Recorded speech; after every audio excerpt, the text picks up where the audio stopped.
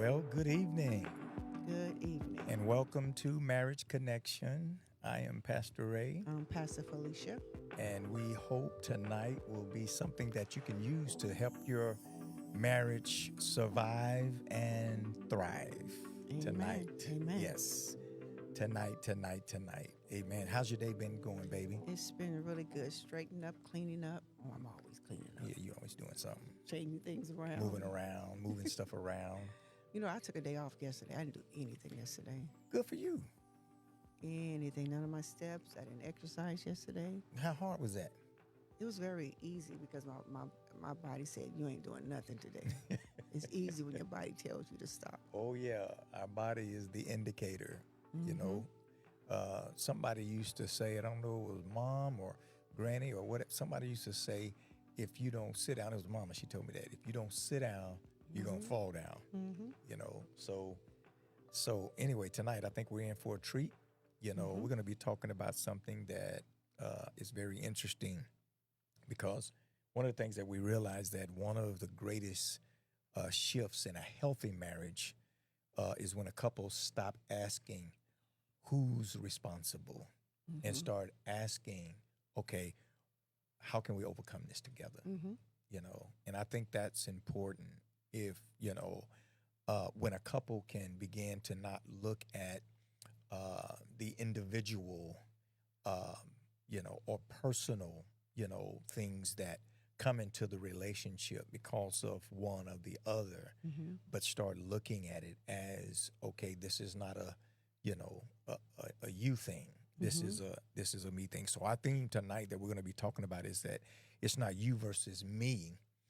It is us versus the problem. And we incorporated that in our marriage pretty early, you know, after we realized that, you know, it's not a me or you thing.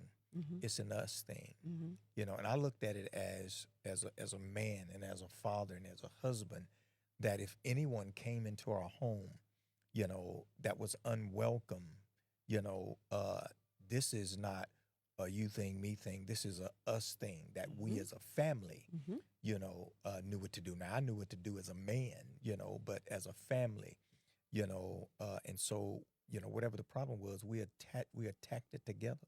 We approached that together, no matter where it came from, you know, or where that door was open. And I'll even say who opened the door or whatever. We looked at it as if there's an issue, it is not a me and you I think issue. society, I don't know if it's just church, put everything on the man. Yeah, The man should do this. The man has the last word. The man has to make this decision. But in our marriage, we learned to do things together. yeah, I think the hardest part was the um, being on the same. I think we talked about before the show started. Our hardest thing was the church. yeah. It was, Um, man. It was. Our beliefs were a little bit different. Yeah. You know, we come from different backgrounds and different beliefs, different standards. Yeah, And then the church was teaching standards that we really didn't believe. yeah, I know I didn't at first, you know, yeah. and then we finally, It was a me and you thing at one point. yeah, You know, it we was. even trying to pastor church with different, not that neither one, you know, we both were saved. Yeah, It's just that our different, the way we believe. our approaches and the way we believe. We had a choice to believe religion hmm or, you know, the things that people are telling us, Yeah. or pray for ourselves and say, God, is this what you want for our home? Well, you know, here was the thing, and we're going to be transparent, you know, with this, is because your disciplines were different than mine. You had greater disciplines in the area of, you know, consistency in prayer and fasting and consecration and staying away from things that could, you know, affect, you know, and infect, you know, the things that we are doing and believing God for and so forth. And so that's one of the things that I did learn when I realized that, you know, looking at this, okay, so you can't make me do what you do and all of that. I was looking at it like that, as opposed to looking at it as, no, this is a responsibility for a position that Yeah. you're in, you know. And it wasn't that that I wasn't praying or anything like that. It's just that I didn't pray as much as you did. Yeah, I didn't fast as much as you did. And then for a long time, I mean, you've never hardly been a TV person, and me, I'm a movie person and all that. I can watch what and this, that, and the other. It ain't what goes in, it's what comes out, quoting scriptures and all this other, and then realize that, I was in the era to that, as opposed to listening and thinking about what it was that you were saying, and looking at it as, okay, this is a responsibility. If you're wanting to cover people, Yes. For real, Yeah. you have to make sure that you're not exposing yourself to the things that lure people, away, from God, or lessen their areas of discipline.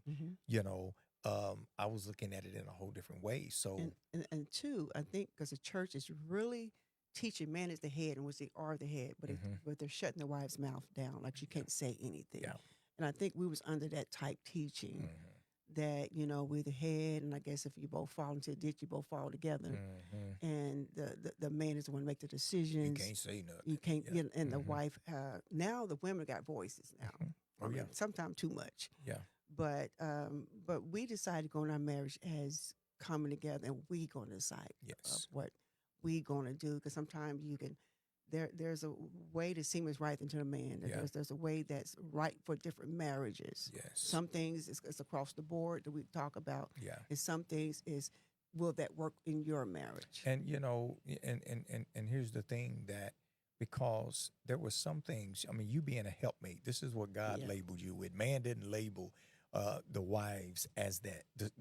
God did, I'll make for him a helpmate, And so in order to help, there are areas that wives can see that sometimes others can't.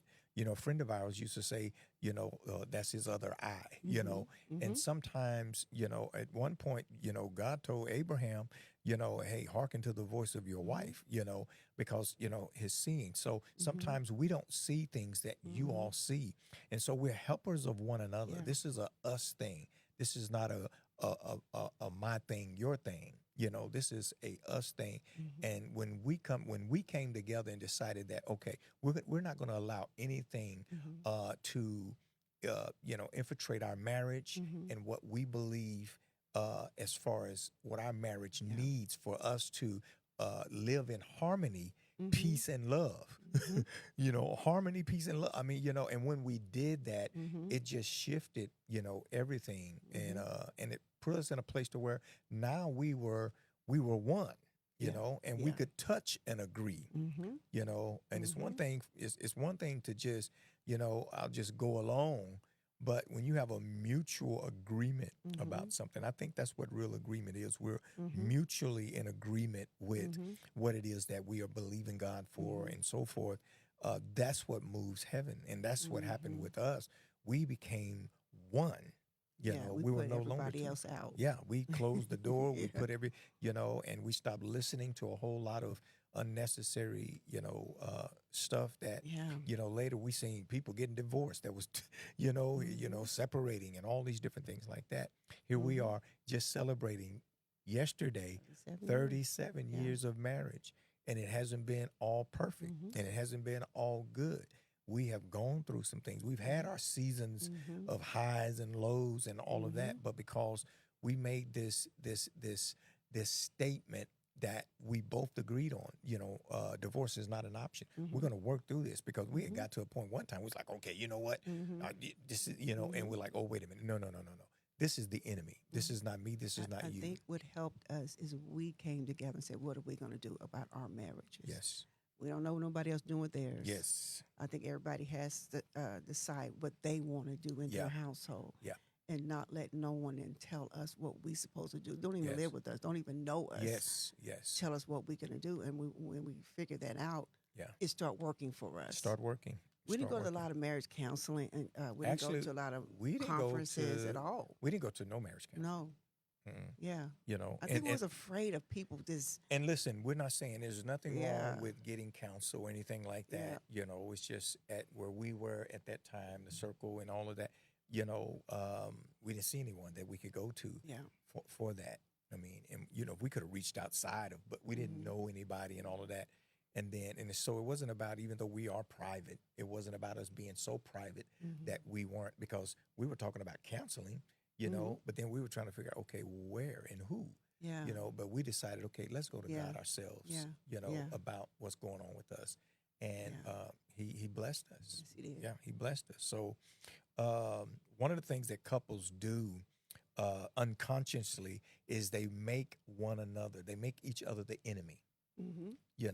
Because if you sharing something with me and I'm sharing something with you, that it seems like it's correction, like you trying to tell me what to do, then that wall, that defense goes up, and I think that's an immature person. Listen, you have to be mature to be married. You do. Marriage requires maturity. Yes, you it have does. you have to be mature. You got to be grown up, Yeah.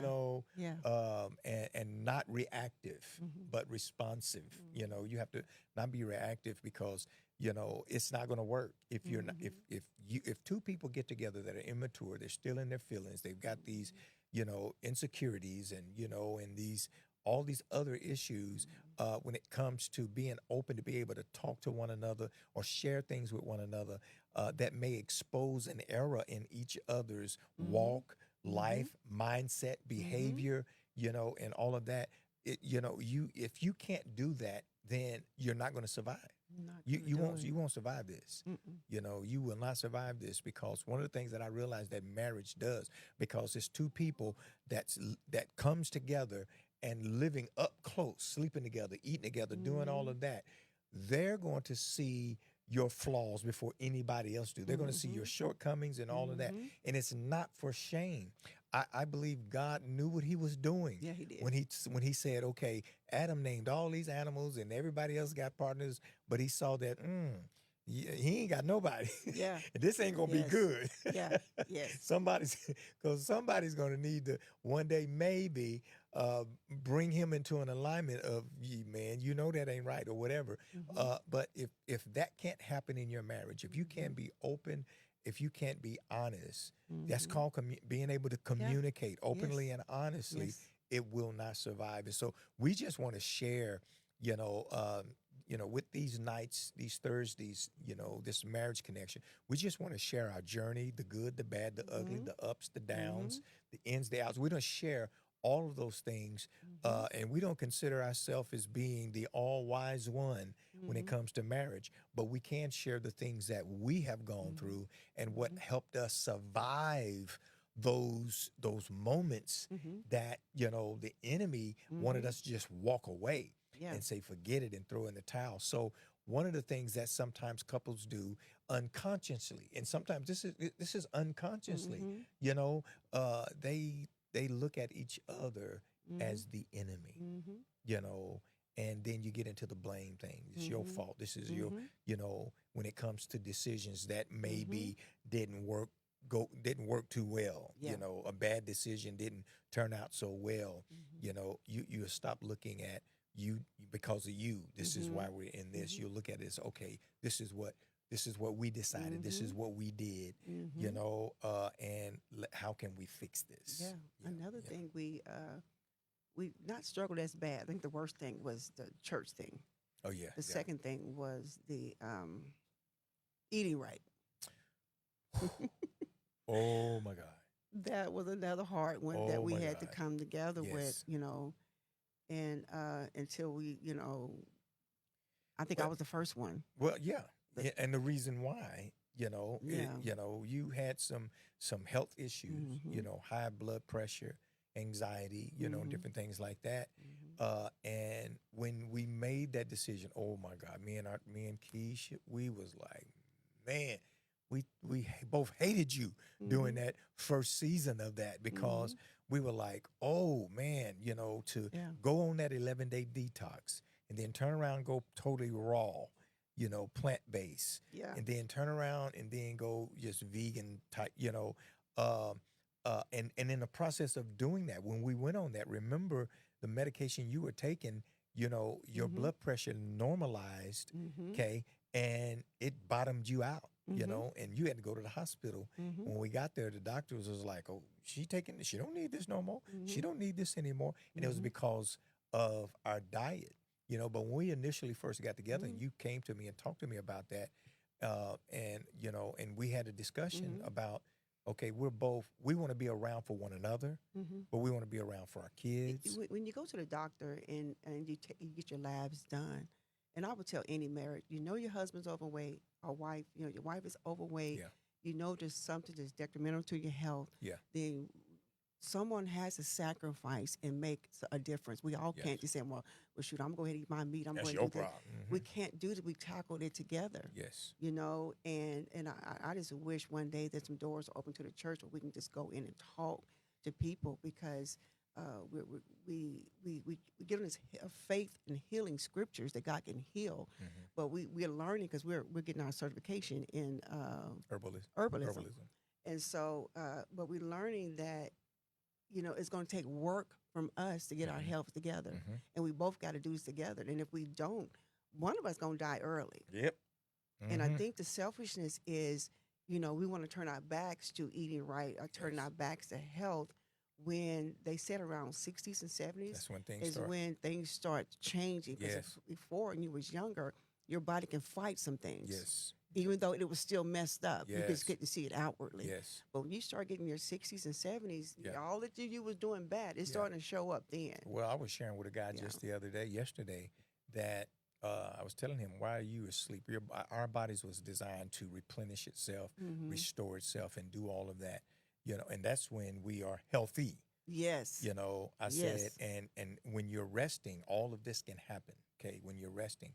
But if you are in survival mode because you're eating any kind of way, your immune system and all of this, if we could eternally see what the battle that's going on in our body, and how this system that God has made is in survival mode, trying to keep us alive. So while we're asleep, they're fighting like ching ching ching ching.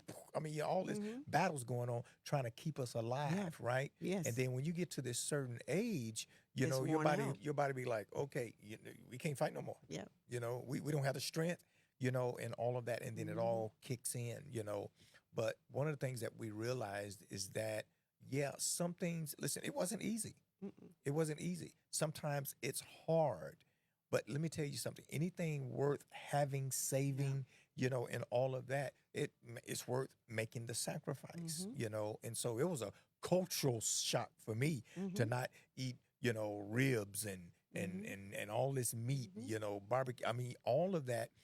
But the way we eat now and the dishes that we make and all of that, we're not missing anything. So that was the hardest, is coming together as one. And then we had a why. Yes. And then I gave a scenario to you. You know, I showed you, painted you a picture of this lady was same age as her husband. They was in their 70s. Pushing them around. She was pushing him in a wheelchair with oxygen. With and oxygen. she was about 30 years old. Yep. I'm like, no, that ain't gonna happen to this household. No. Whatever we had, the world has lied to us and told us that we have to eat this, we got to do this. There's nothing. It's a money thing, really. Yeah. And our palates got used to eating certain things, but once you start changing your diet, your palate will change, and then you'll see things as an enemy to your body. Yes. Like, I'm not, you know, every time I eat something, I can see the food going down my you know, my Your cells veins. and the veins, and because when you understand the way your body works, the way your heart pumps and all this up there, and it's pumping blood, and your liver is trying to decide what's good, what's bad. You overworking your liver, things you're doing. Everything you put in your mouth is like you would not put no bad stuff in your car. Man, you know, when I told that guy, I said, you know, when you look at this, I think I just lost my thought, but you know, it's real. This is a real thing. You know, we was talking about, you know, fried foods. I said, we don't eat fried foods, you know, and he's like, you know, I said, no. I said, because man, all that stuff is going to clog your arteries up, and next thing you know, you may be okay now, you know, you may not be. He said, man, I'm going through some things. You know, I told him, I said, I'm looking at you right now. I said, man, you got a lot of inflammation in your body. All that swelling I said, that's all inflammation. I said, so, you know, I said, when me and my wife came together and made the decision, because I told him we're going to be on tonight, we're going to be talking about this. I said, and we made the decision, we made it together. We made it together. And this is what Ecclesiastes says. Ecclesiastes says that two are better than one because they have a greater reward for their labor. You know, I said, and so when you have two people, you know, coming together that can be honest, openly honest with one another, you know, when whatever that crisis that you may get in, you know, somebody in that group is going to have some wisdom, some insight, and say, hey, listen, I think we need to do this, you know, and so forth. I said, and that's what we did. And so that's why I told him at the age of 62, he said, man, you 62? I said, yeah, I'm 62 years old, man, you know. He said, wow. I said, and it came, I said, this came by way of loving the Lord and loving my body. Yes. Because my body is the temple. That's what Paul said. Our body is the temple. Yeah. So if our body is the temple of the Holy Spirit and he lives in us, that means we got to watch what that we put in means it. we got to watch what we put in it. I said, you won't, that brand new car you got over there, I said, you won't go put diesel in that car that takes regular gas? Which, no. Yeah, it's this nice car too, you know. No, I said, so why do we put junk in our bodies and expect it to run right? Yeah. You know? He's like, man, you said something right there. You said something right there. Forget the high five and we do, and then you know how we at church, somebody said the message and the preaching them read it, whatever. Yeah. And you hit out and you leave and don't do nothing the preacher says. And listen, faith without works is dead. You're believing God for your healing. You're quoting scriptures. You're doing all of this, even praying, but it will all come to no avail. It will come to nothing, right? Yes. If you don't put into practice what you say you believe. Because if faith without works is dead, that means if you ain't doing no work concerning the things that you're believing, then you really don't have faith. It says your faith is dead. So anything dead doesn't exist. So your faith, it's a real thing. Yeah. It doesn't exist. You going through the motions, you know. So anyway, it's and then finding out what you can find something to do together. Yes.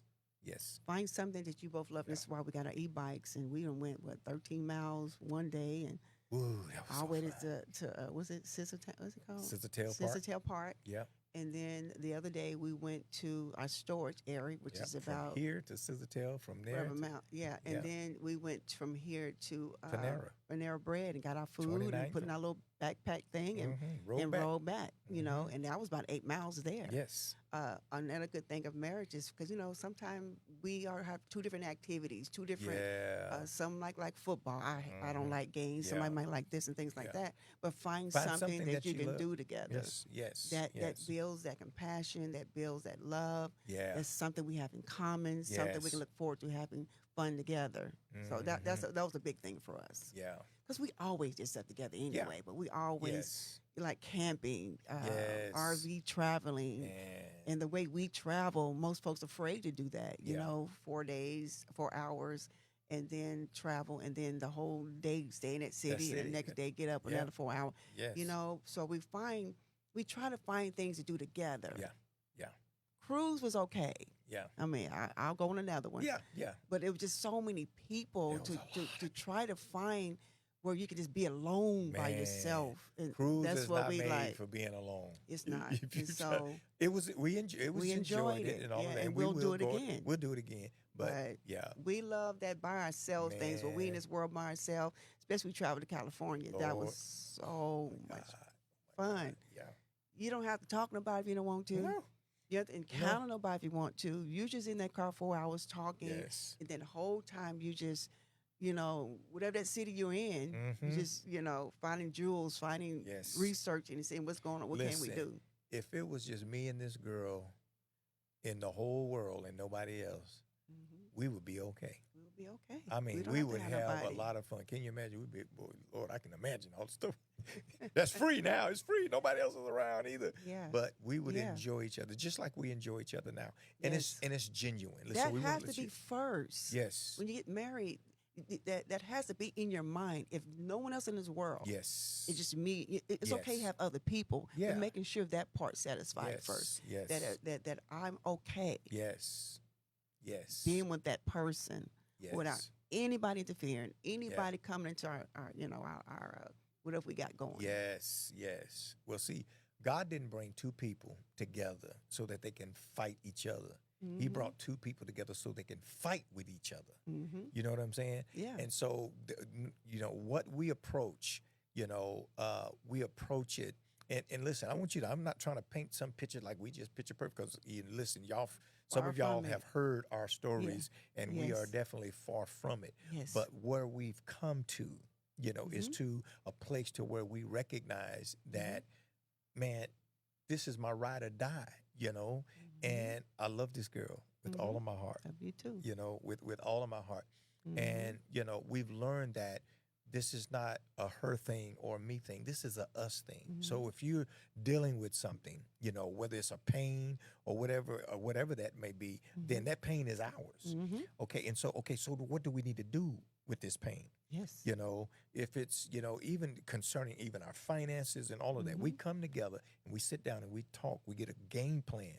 If something's not going right, we talk about it. Not that in the past that we have gotten mad and, you remember the time we used to turn over in the bed? Yep. Back to back. Everybody did that, yeah. At least we stayed in the bed. Nobody ever got on the couch. I never slept on the couch before. Never got on the couch. We slept back to back, But now, man, y'all better ask somebody. But this is what it means to be together. This is not a you thing or me thing. This is a us thing, And when I think a couple can really look at this and look at every problem at, hey, you're not the problem, I'm not the problem. The problem is the problem, So let's both attack this problem. So can you imagine if one puts 1,000 to flight, two put 10,000 to flight? When you the multiplication is different in the spirit. It's totally different. That enemy got to back up. Yeah. And what the scriptures say, he came one way. Yep. And he's gonna flee 7. You confused? Did I say that right? I think you said it right this time. Yeah, this time. Yeah, he gonna come one way, but he gonna flee. He gonna flee 7. What does that mean? That means he's gonna flee confused. Now he's confused. Why? Because it used to work. We used to be able to divide them. We used to be able to. Okay, but now the moment came to where they came when they came against us. They found out. Oh, wait a minute, they're one now. And let me tell you something. There's power in numbers. There's power in numbers. He's happy that you can't communicate. Yep. He's happy that you can't be open with each other. He enjoys that because he knows your prayer's not going to be answered. Yes. He knows you're not going to get nothing done. Yes. So it's we got to wake up and understand that. Problems belong to the marriage. Yeah. Okay? It belongs to the marriage, not to the individual. That's what it belongs to. So no matter what comes up in your marriage, I don't care what it is, and I want to say this too. Get other people out of your marriage, and that's one of the biggest things, and I know sometimes you need somebody to talk to and all that. Make sure you're just talking to the right one. Somebody that can help. Somebody that can help. Been married at least somebody got some somebody got some gray hair. You know what I'm saying? Listen, Oh, but Lord. because this thing not only whatever the problem is, it affects the marriage, the whole marriage. It affects the household. And so that is I would, if I could say something to someone that may be struggling and going through something in your marriage, because everybody goes through something, but it's not that you're going through it. It's how you're going through it. How are you going to do it? Are you going to go through this thing together, or are you going to go through it separate? And then if you don't have God in your life, that's another issue. Because he said, if any of us in James, if any of us lack wisdom, let us ask him. God will give you the wisdom. He will download what you need to do, just like he did it, like that Matrix movie. He'll download it, so that you can have access to it. The Bible says, well, there's two touching and agreeing, he'll be in the midst. That means when you come together, there's an anointing that happens. Yes. You will get results. Yes, you will. You will get answered. You will. That's the word of God for that. Yes. So. Yeah, it is. You will get results. You will get answers. You have to come together. But you got to come together. You got to talk. Yes. You got to agree. You got to strategize. You got to be open and honest. Yes. You got to own your part. And listen, we're talking about being one, but you still got to own your part. You've got to, acknowledge that. You know what? Yeah, that was wrong. for that, Mm-hmm. and you got to own that. But you're still one. Mm-hmm. You're coming together, Mm-hmm. and that's the only way that you're going to be able to overcome that. Mm-hmm. You got to be able to overcome that. Mm-hmm. So how do we walk through this together? Should be the question, not who who caused the problem or who is the problem. You know what I'm saying? Okay, no. How can we walk together Yeah. through this? Mm-hmm. Okay, how can we? Because one of the enemy's main goals, in any marriage is to divide it because he hates Mm-hmm. covenant. Mm-hmm. See, he broke the covenant. Mm-hmm. See, and there's no redemption for him. Mm-hmm. So he's mad at God's, at God's creation. Who is Mm-hmm. man that you are mindful of him? I mean, he's Yeah. mad because we get grace that he'll never get. Mm-hmm. He was already there. Yeah. So he can't, so he's mad. And so he'll try everything he can do to just disrupt and destroy what God has put together, and that's marriage, that's church, that's family, that's anything that, is unified together. The enemy hates that. That is in covenant. Yes. And marriages are in covenant with one another. So the goal is never to win against your spouse. Mm-hmm. And sometimes we get into disagreements, arguments, whatever you want to call it. Some say heated discussions and all of that. Mm-hmm. Well, sometimes you're going to disagree, Yeah. but understand this, that it's not about winning. Mm-hmm. Because if you look at it like that, if you look at it as winning and losing, then guess what? There's going to be a loser. Mm-hmm. And guess what's going to happen? That loser, who, if we just using that term, loser, that's going to create something. Yeah. We win or we lose. Yep. That's We. right. You go back to the we. And ain't no losing one. Is we Uh, lose or we win. yes, And yes, the only way yeah. we're gonna win is come together. And then Yeah. put down that power struggle. Oh, man. Ain't the boss of me. No, You ain't the put boss down of me. put You down the ain't- power struggle. We gonna equally do this together. Yeah. Oh, my I God. think the church has really jacked up a lot of marriages. Oh, yeah. Oh, yeah. And Oh, yeah. I'm just thankful for that, to stop the Yes. jacking up the marriages. And Yes. everybody, listen, go home, read your own Bible, Man. and see what God says, because the enemy knows what the church is doing. It ain't the church itself; it's the Yeah. people in the church. Yes. What he's doing, because I noticed that, listen to a lot of podcasts. The world got a system set up. Oh, yeah. It's Well, way better than the church. they're talking about it. They're talking about everything. Way better than the Christians. A lot of information we're getting, it comes from secular talk shows and things like that, because I think sometimes we in the church get so spiritually, earthly good. But there is some practical things that we have to do too. Yes. Yes. Along with, praying and all this stuff there. Yes. We go too spiritual with it, Yep. but then we don't want to do the work. Yeah. I want to do the When work. it comes to the Bible says, work out your soul salvation. It means With work it fear out and- with fear yep, and trembling. That's right. And when it comes to work or sacrifice, we just Yeah. don't want to do. Yeah. We want to blame it all on the devil, Oh. which I know ooh. he's in Oh, it. oh, yeah. Oh, yeah. But you don't hear nobody in the mm, club saying, "No, devil did this." They come, they gonna have it out. They gonna argue and they gonna call you whatever they gonna do. mhm, They're not putting the devil in it. They like, we gonna solve this problem. mhm. And I think sometimes the church gets so over spiritual that they don't want to do anything about it. Don't want to do Don't be anyone. afraid of arguing. Don't be afraid of even fighting. Not no fist fight, knock Yeah. everybody out. Yeah. But don't be afraid of that. Mhm. It is what do you call it when you're trying to end the conflict? Sometimes it is a conflict. Sometimes it Conflict is to resolution. yeah. Sometimes it is Yep. yelling and screaming. But you Yep. got to learn how to control that too. Yeah. You can be angry and sin not. Angry, Jesus know? beat them people at the temple. Yeah. He's saying beat Yeah. your wife at the temple, or your husband. Is- I mean, really have a real a conversation. Can be disagreement. I mean, you don't have to be. Well, the scripture It even works tells to us be one. if you have fault with one another, Yeah. you need to go and talk. Yeah. You need to go and talk. Matter of fact, it says if you on the altar and you realize that Mhm. you have something against your brother, your sister, Mhm. whatever, he said, lay that gift down, get up and go deal with it. Yeah. Go get it right. Then come back. So, Mhm. but courtroom arguments a lot of time turn into courtrooms. Yep. Whose fault is it? Why? Who's wrong and who started it? And it's not about that. It's about, okay, all right. So, what do we need to do to work through this? Yeah. What do we need to do to work through this? this. I love the way we did. We had a plan, and we did too. We did our truck like that. We did your car like that. We came together because we looked at, okay, financially, because there are some things that we were wanting to do, and we wanted to do it in a quicker time than we could see because of the, car notes and all of that. And we came together and we did a snowball. Yeah. And we just multiple payments on top of multiple payments and got that thing, paid off. And then we were able to do, the thing that we would want to do a lot sooner. So it's about coming together and agreeing. And I understand that and as far as with our finances and our home, you've always been our budgeter.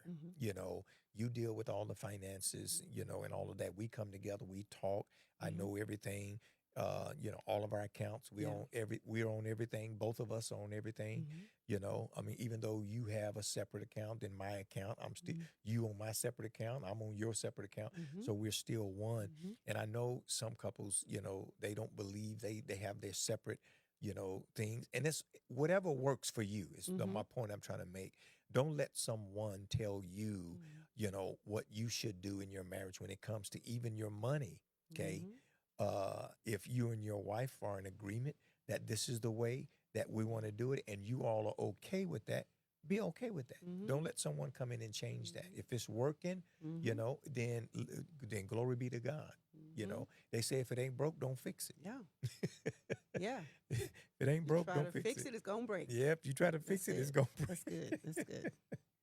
Oh, man. That's good. That's good. Yeah. So,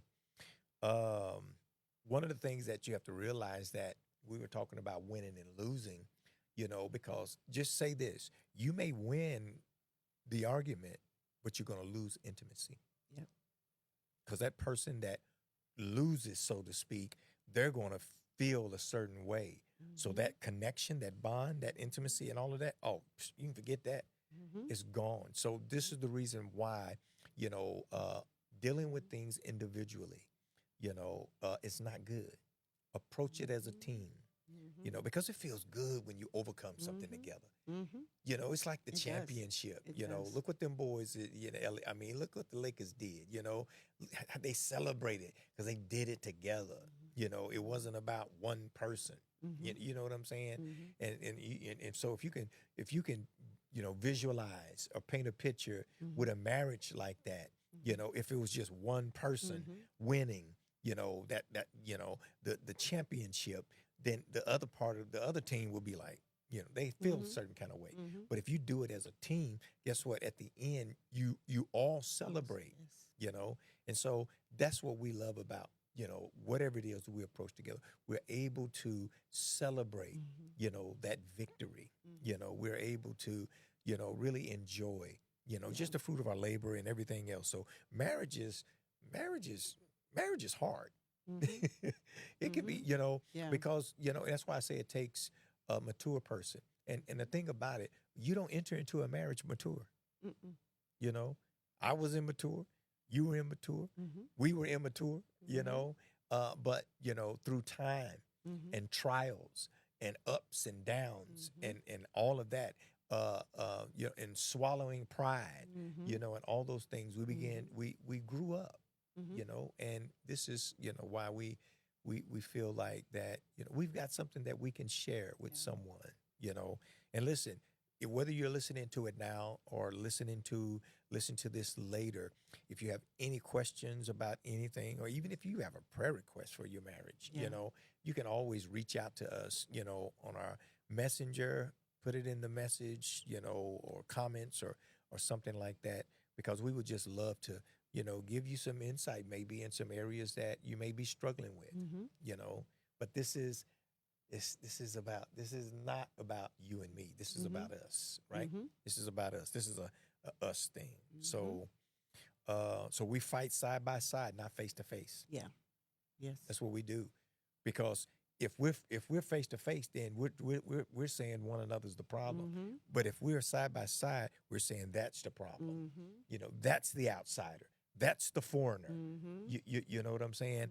And so we're going to get rid of that, not this. Yes. We're not going to get rid of this. We're going to get rid of that. Because if we get rid of that, then this is going to stay connected. Yeah. It's going to stay connected. Yeah. So, Wow. So what do you think? What do you think, dear? It's good. We have come a long ways and still some ways to go. I don't think you're ever going to reach perfection. Yeah. Only in the spirit you can. Yeah. And God's still working on us. Yeah. Things we still, but we just had a thing last Friday on talking about sex. Yes. Yes. And I think I'm going to put that up in our marriage page, and then Yes. probably put it on church thing in the books that you get. Yes. Because when you marry, it's a lot of stuff you just don't know. Didn't get taught that. Didn't get taught. You're frustrated. You wonder why you're having affairs, and wonder why Yes. you're doing different things. So it was a real conversation we had. It's a conversation that that's needed. That should have been, I think, part of a curriculum. Before you get married. Before you even get married. Yes. Because you didn't know these things. They say you have to go to counseling. You get in counseling, so you have to pay that $50 and things like that. But the little information that we have, I think people need to understand all of marriage. Yes. Yes. I've never seen a conference that really go deep in about your anatomy and sex and what you're supposed to do, how to have sex, things like that. Yes. I've never seen a church talk about it. But you do see the secular world do that. Yep. They're teaching you everything. Yep. And the church stops at a certain point.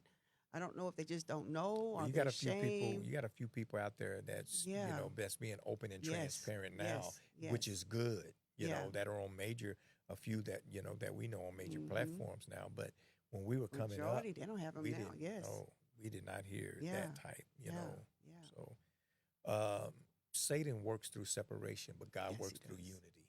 And so as long as we stay together, united, God can continue to work. Yeah. Because He can work when two touch and agree. That's a powerful thing. Mm-hmm. He said, if two of you touch and agree, it's two of us, even though we're one in His sight, but we're two. Okay, so if two of you touch and agree, we become one, and it's so powerful. He understands, and the enemy understands that, and that's why he tries to divide, right?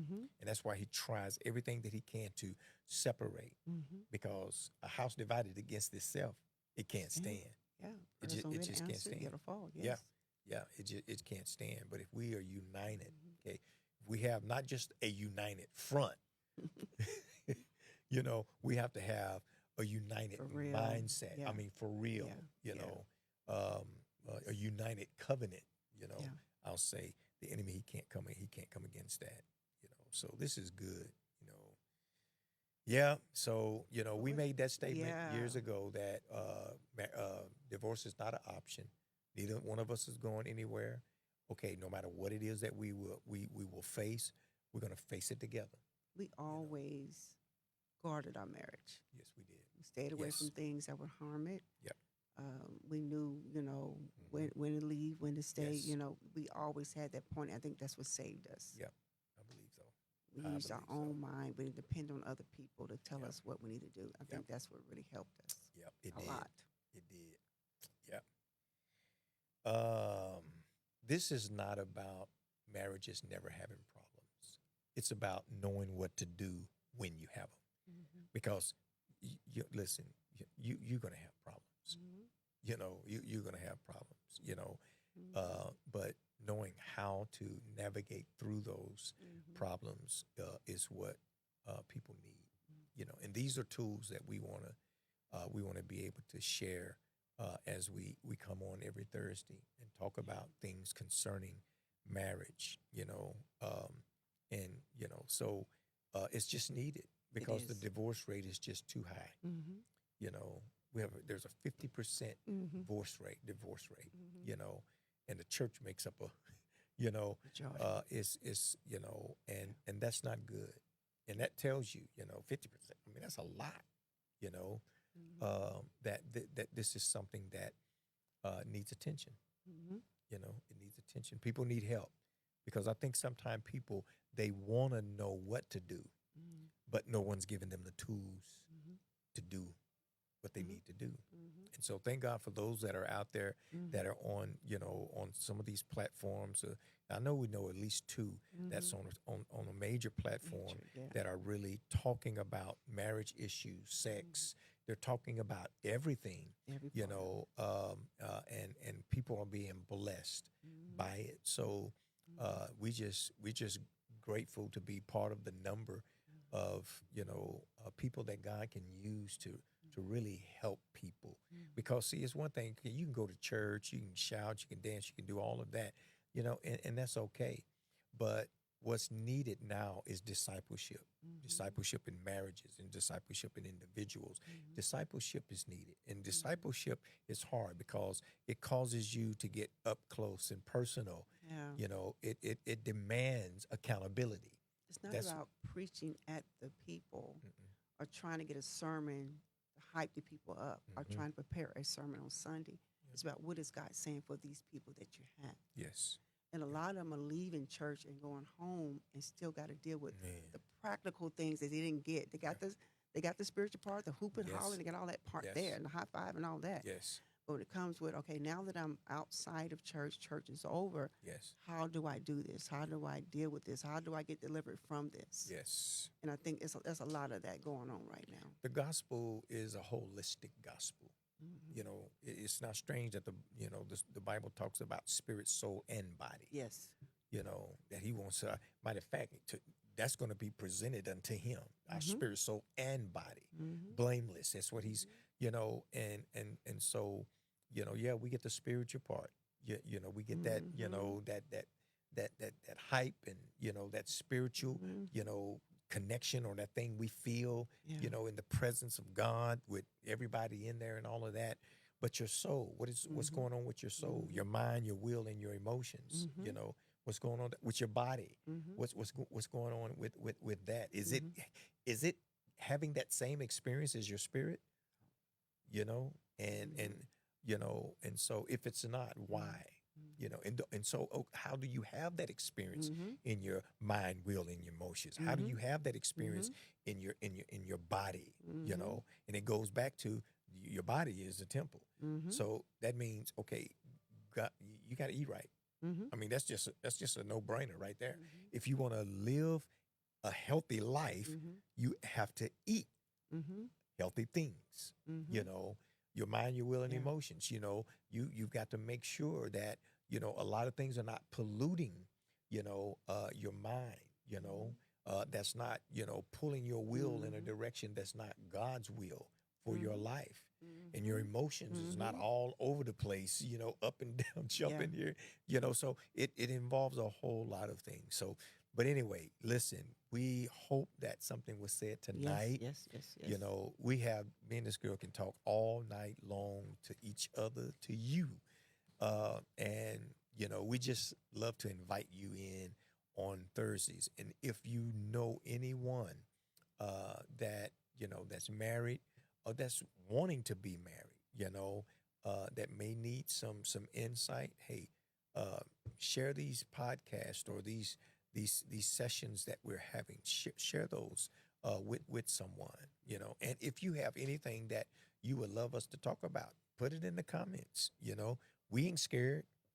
We're not. We're not scared. We ain't scared. We're not. We gangsters in the spirit, ain't we, baby? We are. Yeah. We love God, and we love you. And so we hope you got something out of this tonight. Listen, as always, if God put us on your mind, okay, when you are praying, please don't hesitate to pray for us, okay? And we'll do the same for you. All right, until next time. Listen, this has been Marriage Connections, and we will see you guys some of you on Sunday. All right. Peace out. Hug somebody and tell them you love them. God bless you.